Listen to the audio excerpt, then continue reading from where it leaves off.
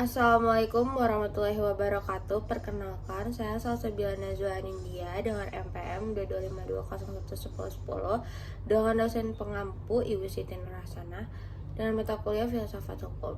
Sesuai dengan tugas yang diberikan, di sini saya akan membuat video mengenai masalah terkini terkait hukum di Indonesia dengan menggunakan pemikiran secara filsafat.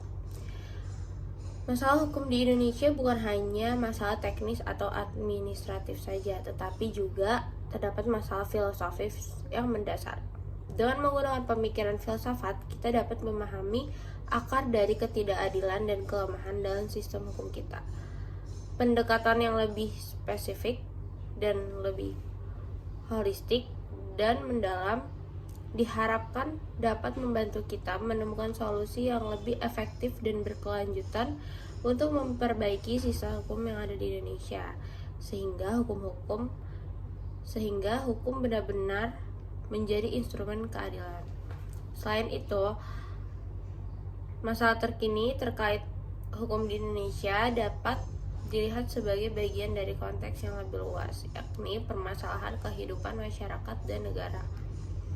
Dalam konteks ini, filsafat berperan sebagai pijakan untuk memahami dan menyelesaikan permasalahan tersebut.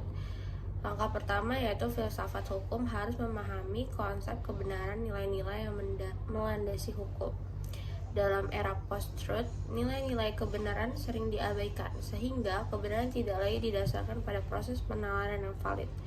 Hal ini dapat berdampak pada kebohongan dan kekeliruan dalam hukum, sehingga perlu adanya pemahaman yang lebih mendalam tentang kebenaran dan nilai-nilai yang ada melandasi hukum.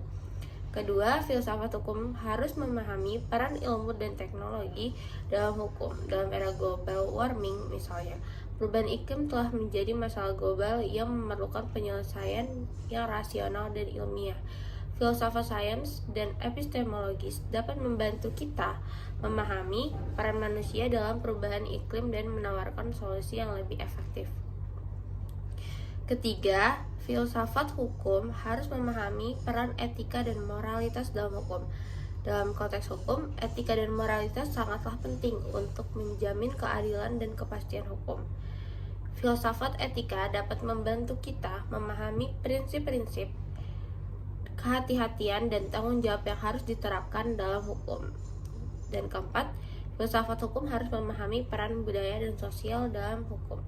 Dalam konteks budaya Indonesia, misalnya, filsafat hukum harus memahami bagaimana budaya dan sosial mempengaruhi hukum dan sebaliknya. Filsafat budaya dapat membantu memahami bagaimana hukum dapat diterapkan atau dilaksanakan secara efektif dan sesuai dengan budaya dan sosial masyarakat. Filsafat hukum juga bertugas menerangkan dasar nilai hukum yang filosofis di mana mampu mewujudkan cita-cita keadilan, ketertiban dalam bermasyarakat yang berhubungan dengan keberadaan hukum yang ada. Untuk itu, filsafat hukum dapat dikatakan cocok untuk membangun keadaan hukum yang lebih baik. Tentang fungsi filsafat hukum itu sendiri, banyak ahli filsafat yang berpendapat dan berupaya untuk mencari jawaban untuk permasalahan tentang gagasan membuat sebuah hukum yang sempurna. Kemudian menunjukkan kepada masyarakat kalau hukum yang sudah ditentukan kepuasannya tidak dipersoalkan lagi. Untuk memenuhi perkembangan hukum yang diamankan untuk menjamin kelangsungan di masa mendatang, filsafat hukum memberikan penjelasan yang logis mengenai hukum. Filsafat hukum ini berpengaruh juga dalam mengubah aspek pembentukan hukum dan undang-undang yang ada di Indonesia. Contohnya Undang-Undang Nomor 12 Tahun 2011 tentang hierarki peraturan perundang-undangan dijelaskan beberapa hal segala peraturan tertulis yang berlaku di Indonesia. Dalam definisinya, banyak para ahli yang mendefinisikan hukum dalam ranah yang lebih luas dan banyak.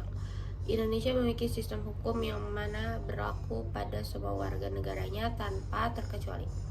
Hal ini disebabkan karena telah diamanatkan di dalam konstitusi kita yang menyatakan bahwa Indonesia merupakan negara hukum. Oleh karena itu, setiap orang yang mana merupakan warga negara Indonesia harus tunduk pada hukum yang berlaku dan dibuat di Indonesia. Segala hukum yang dibentuk di Indonesia sejatinya haruslah berpedoman pada ideologi negara dan juga Undang-Undang 1945.